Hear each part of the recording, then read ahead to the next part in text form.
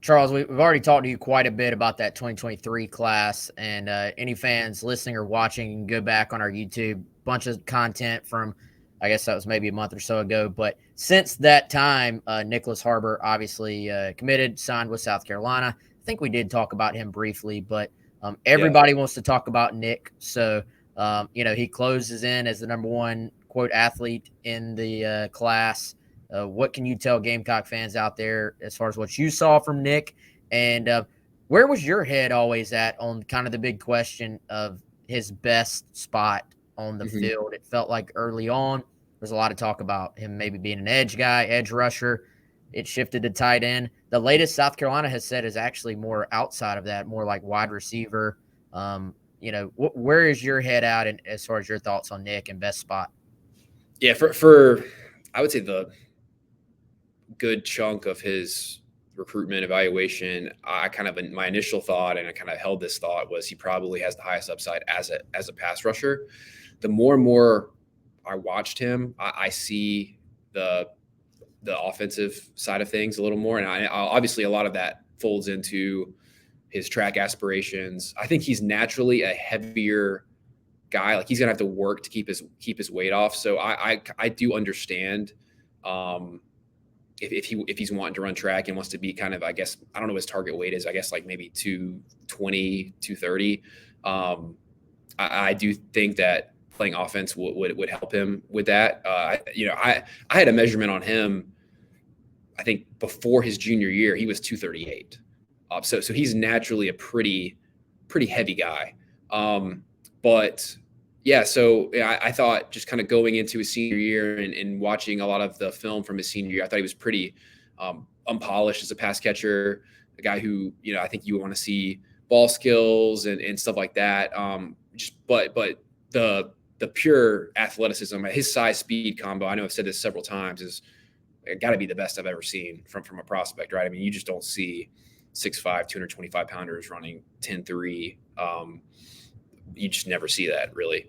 So I kind of went into that week at Under Armour kind of wanting to like really kind of hash out what is he as a pass catcher, because he played tight end at the practices that week, and I thought he was a pleasant surprise out there. Now he body caught a lot of the balls, but I also only saw him have one drop, and there was top receivers who had more drops than him. So I think it's a situation where the more reps he gets, if he focuses on this solely, I think he's got a lot of upside there. And I think we talked about this last time about him playing outside receiver. Mm-hmm. I kind of view, like, I think that's, like, I don't disagree with South Carolina saying he's a receiver. Like, I watched, in the press conference after he signed, Beamer was like, we're going to probably play him at receiver. And I think that's probably his best chance to make an impact early. You just kind of stick him out there and let him be a deep threat, pull a safety over, run vertical routes, kind of be that constraint, gravity, vertical receiver. So, yeah, I mean, and I think too, like, we left that week at Under Armour higher on him. He was one who was probably, gonna be challenged to keep that fifth star based on just what we saw as a senior. But we came away from Under Armour thinking he just has too high of upside. He has to stay as a 5-star. I think with South Carolina, it's important to note, like, he is a very high upside prospect, but he is, when you think of a conventional 5-star, his upside is probably higher than many, but he's going to need to develop. He's a developmental type.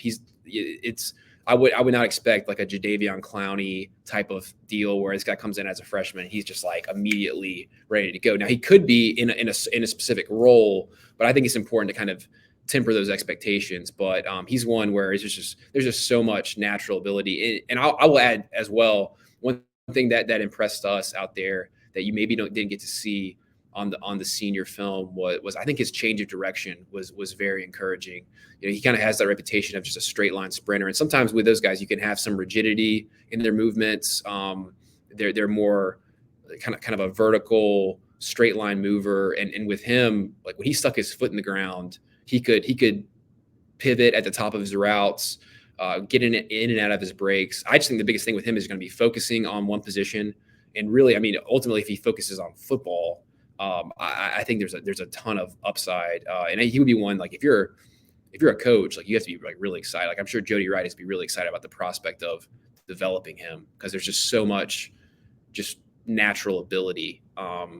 But it's still, there's still a lot of it that's untapped. But it's, when you see him in person, like, you see all of these like dozens and dozens of top prospects in person, like, he sticks out physically. Like, he was one of the probably top 2 or 3 most physically impressive guys at Under Armour. So obviously a huge get for South Carolina. I think you have to be really excited about the player you're adding, but also just the recruiting win and kind of what it means to the program and Shane Beamer's tenure.